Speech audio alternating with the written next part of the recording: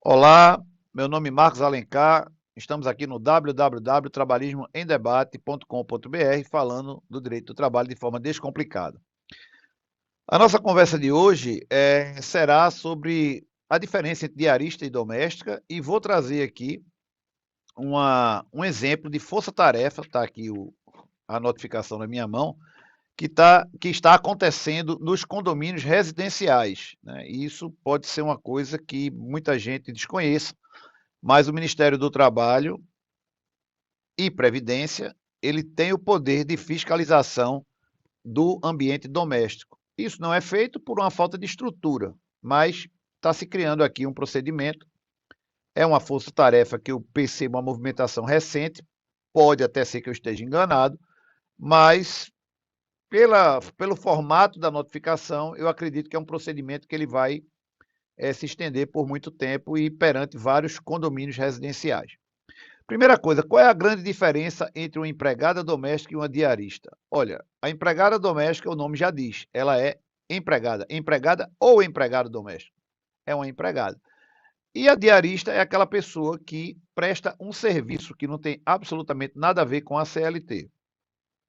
Quando nós falamos de empregado, é aquela pessoa que presta um expediente, dá um expediente, tem hora para chegar, tem hora para sair, fica à disposição do empregador, tendo ou não tendo serviço, fica no âmbito da residência aguardando ordens, aguardando algum serviço, e trabalha continuadamente, um dia atrás do outro, durante a semana, durante os dias da semana, lógico que tem que ter o repouso semanal remunerado, né, que é um dia de folga semanal remunerado. Recebe salário e trabalha com pessoalidade. É ela ou ele próprio quem vai atender o serviço, né? Essa é a figura do empregado, aquela pessoa que trabalha com subordinação, com a continuidade ou não eventualidade, com pessoalidade e onerosidade recebendo um salário. O que é que isso tem a ver com diarista?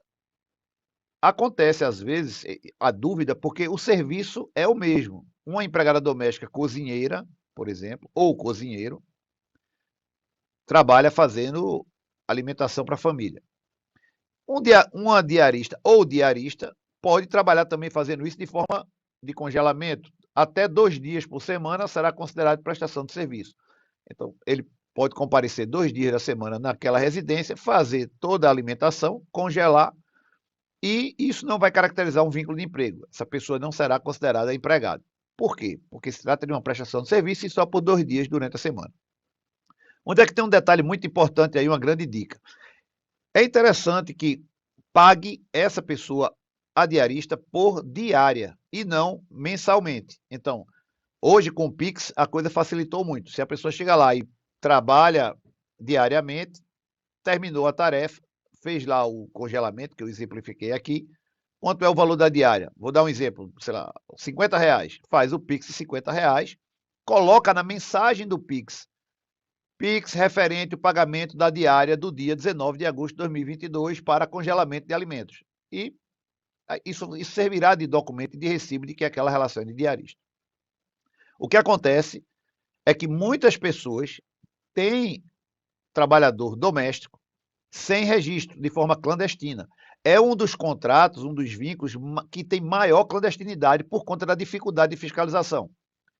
Há dados de IBGE, de outros órgãos que são dados confiáveis, prevêem mais de 50% de clandestinidade. Sem a pessoa trabalha como empregado doméstico e não tem nenhum registro, né? Recebe tudo por fora. E aí eu estou com a notificação aqui, modelo do Ministério do Trabalho, estou falando do Ministério do Trabalho e Previdência, da Secretaria da Seção de Pernambuco, né? E diz o seguinte aqui, ó, ele notifica a razão social de um condomínio, não vou citar aqui por uma questão de exposição e de ética, fala lá o endereço e diz, fica notificado, o acima identificado e tal, e tal, e tal. Aí ele pede o seguinte, ele se dirige ao síndico do condomínio. Convenção ou regimento interno do condomínio, relação dos empregados do condomínio e pede, aí é onde entra o detalhe que eu estou trazendo aqui para vocês a novidade, relação de trabalhadores cadastrados no condomínio como prestadores de serviços nos apartamentos, inclusive empregados domésticos, diaristas, faxineiras, babás e cuidadores de idosos e de pessoas com deficiência, com indicação do nome, função, se houver, e o CPF do condômino ao qual está cadastrado, em formato Excel. E aí ele pede para ser enviado essas informações. O que é que o Ministério do Trabalho e Previdência quer com isso? Ele vai fazer um cruzamento de dados. Ele vai checar o registro dessas pessoas perante o E-Social. Se lá tiver cadastrado no condomínio como empregado doméstico, ele vai procurar no E-Social o contrato de trabalho, se ele está vigorando ou não. E vai fazer outras investigações. É importante que a diarista ou diarista seja MEI. Olha, não existe essa obrigação legal, mas é melhor que sim, porque você vai ter uma nota fiscal emitida e aí vai lhe proteger ainda mais. É necessário fazer um contrato com o diarista? Também não há. Se tiver esse recibo, como eu falei, é a demonstração de que é uma diarista. A relação é de diária, de prestação de serviço e não de emprego. Se fizer um contrato, sim, pode fazer um simples contrato. Na internet tem vários contratos. Contrato de prestação de serviço e diarista está lá, qualifica as partes, diz quantos dias por semana.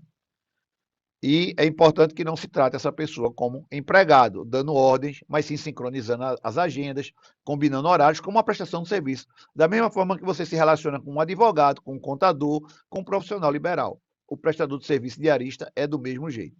É isso aí. São essas as nossas considerações e dicas de hoje. Em breve a gente volta. Tchau.